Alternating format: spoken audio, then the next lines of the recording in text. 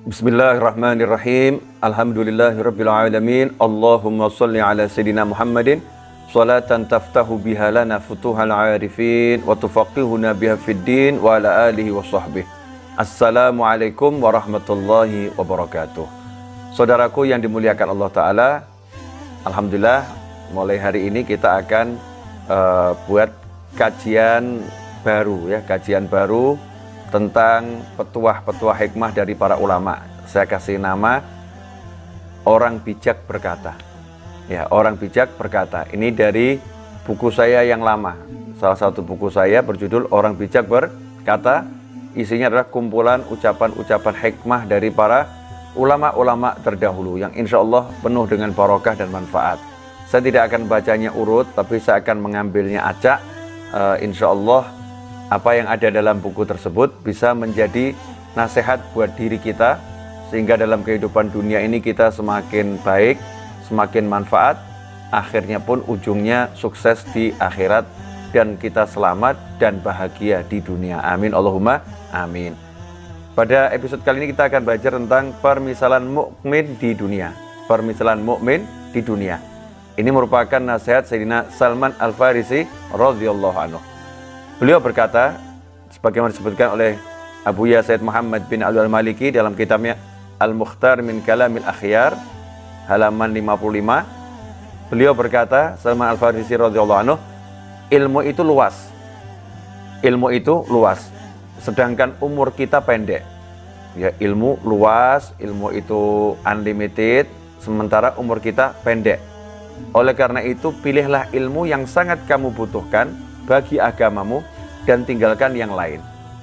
Oleh karena itu, pilihlah ilmu yang sangat kamu butuhkan bagi agamamu dan tinggalkan yang lain. Sebelum melanjutkan alinea berikutnya, kita bahas ini dulu. Ilmu itu luas, umur kita pendek. Nah, banyak dari kita dan kita sendiri seringkali lupa bahwasannya hidup itu ada limitnya. Hidup di dunia itu ada limitnya, ada batasnya, ada usianya. Ya, ada usianya. Nah, kalau kita beli mobil, akinya mobil itu ada usianya. Nah, bedanya di sini kalau mobil kita mati akinya, beli onderdil aki, pasang, jalan lagi. Tapi ini tubuh ini punya ruh. Ya, jasad ini punya ruh. Ruh itu waktu tinggal di tubuh ada usianya. Kalau udah waktunya habis, selesai, maka tubuh tidak bisa bergerak, tubuhnya lambat laun akan rusak, kemudian nggak bisa melanjutkan kehidupan di dunia ini lagi, harus pindah ke alam barzah, Nah, umur kita yang pendek ini, tujuannya adalah untuk berbekal bagi kehidupan di akhirat, kehidupan di surganya Allah Subhanahu wa Ta'ala. Kalau kita tidak memilih dan memilah dalam kehidupan dunia ini apa yang terpenting dan bisa menyelamatkan kita agar sampai ke surga yang menjadi tujuan kita semua tentunya, insya Allah kita semua ahli jannah, amin. Kalau kita nggak bisa memilih dan memilah, maka kita berada dalam kerugian yang luar biasa. Karena itu Allah mewahyukan, wal asri innal insana lafi khusrin illal ladzina amanu wa amilus solihati wa tawassaw bil haqqi wa tawassaw bis sabr. Allah sudah menjelaskan bahwasanya manusia itu sungguh demi Allah, demi masa, demi waktu, manusia hidup dalam keadaan merugi kecuali orang yang beriman, beramal soleh, dan saling menasihati, wa tawassaw bil haqqi, dalam kebenaran dan kesabaran. Karena itu ikhwani rahimakumullah, biar kita selamat, maka kita harus betul-betul buat skala prioritas. Prioritas tertinggi itu apa dalam kehidupan ini? Tentunya tidak ada lain, selamat. Nah, kalau pengen selamat, bekalnya ilmu. Karena ilmu itu banyak, maka ya pilih yang bisa menyelamatkan di dunia dan menyelamatkan di akhirat. Manfaat untuk agama kita, untuk kelangsungan hidup kita dunia dan akhirat. Jangan sia-siakan waktu untuk ilmu yang nggak manfaat. Ya, untuk ilmu yang nggak manfaat. Nah, dari sekian banyak ilmu, tentunya ada ilmu fardu, ilmu wajib, ada ilmu yang sifatnya itu mubah, ya. Ada ilmu yang sifatnya itu sia-sia. Maka kita gunakan diri kita ini untuk belajar yang wajib-wajib dulu. Wudhu ya. Wudhu kita tahu ini bagian yang terpenting dari sholat. Tanpa wudhu maka sholat kita tidak sah. Jadi kalau wudhunya nggak benar, maka sholatnya tidak akan pernah benar. Kalau sholatnya nggak benar, ya otomatis jalannya ke surga itu akan tertutup, akan terhalang. Makanya wudhu harus dipelajari dengan baik. Sayangnya kita ini belajar ilmu pakai handphone itu lebih semangat daripada belajar ilmu wudhu. Handphone yang kecil kita pelajari detail, ini buat apa, ini buat apa, ini buat apa. Ada game baru, pelajari detail nih, game ini buat apa, ini gimana caranya. Tapi untuk wudhu, kita nggak belajar seperti itu. Iya, termasuk di antara sunnah-sunnah wudhu. Bagaimana nggak kita pelajari. Maka itu sebuah kerugian. Sayyidina Salman Al-Farisi radhiyallahu anhu menyatakan, ilmu itu luas, umur kita pendek, karena itu pilih ilmu yang sangat kamu butuhkan bagi agamamu dan tinggalkan yang lain. Meninggalkan yang lain itu bukan berarti yang lain nggak manfaat gitu ya, tapi kita memilih skala prioritas. Ini umur pendek. Misal orang harus pergi ke suatu tempat, kemudian dia disuruh berbekal, tapi dia kasih waktu hanya 30 detik. Ambil bekal 30 detik, kalau kamu nggak keluar dari rumah, kami tinggal. Dan tidak ada kendaraan lain, tidak ada kesempatan lain. Pasti 30 detik itu dia pikirkan betul-betul apa yang kira-kira urgent untuk dibawa. Apa yang paling penting untuk dibawa. Nah, kita nggak tahu waktu kita berapa detik dalam kehidupan dunia ini, maka tiap detik manfaatkan untuk kehidupan akhirat. Itu nasihat yang pertama.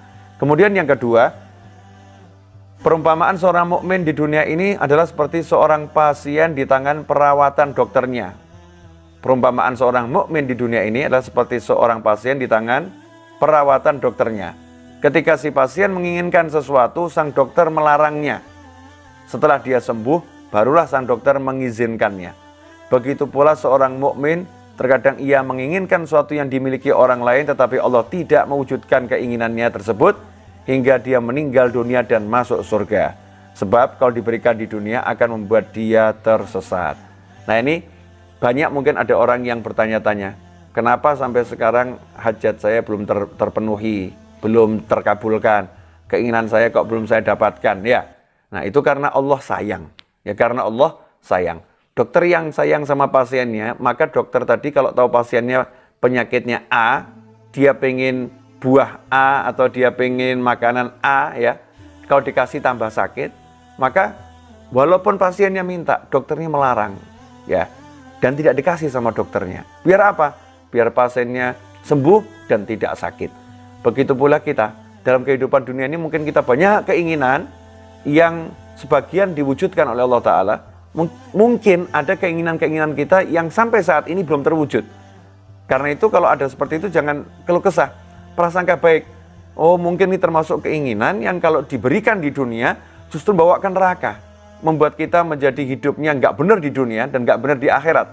Karena Allah sayang, makanya sama Allah tidak dikasih di dunia, tapi disimpankan di akhirat. Ya, disimpankan di akhirat. Karena itu sampai ada ulama-ulama itu yang nanti di akhirat ada umat Islam, mukminin mukminat yang di akhirat dia itu menyesal karena doanya terkabul. Menyesal karena doanya terkabul. Ketika dia mengetahui ada banyak nikmat yang Allah berikan kepadanya, yang sebetulnya dia tidak punya amalan yang menghasilkan nikmat tersebut. Ya, dapat kenikmatan surgawi yang luar biasa, sementara dia merasa tidak punya amalan seperti itu. Maka nanya kepada Allah Subhanahu wa taala, "Ya Allah, ini dari mana saya kok dapat semua pahala yang besar ini?" Maka dijawab, "Dahulu waktu di dunia kamu pernah berdoa minta A, minta B, minta C. Doa itu tidak saya berikan seperti yang kamu minta, tapi saya tangguhkan sampai kamu masuk surga, saya ganti dengan kenikmatan surgawi ini." Nah, saat itulah mukmin tadi merasa nyesel, oh seandainya dulu di dunia doa saya itu tidak dikabulkan, semua lebih baik karena gantinya di akhirat ternyata luar biasa.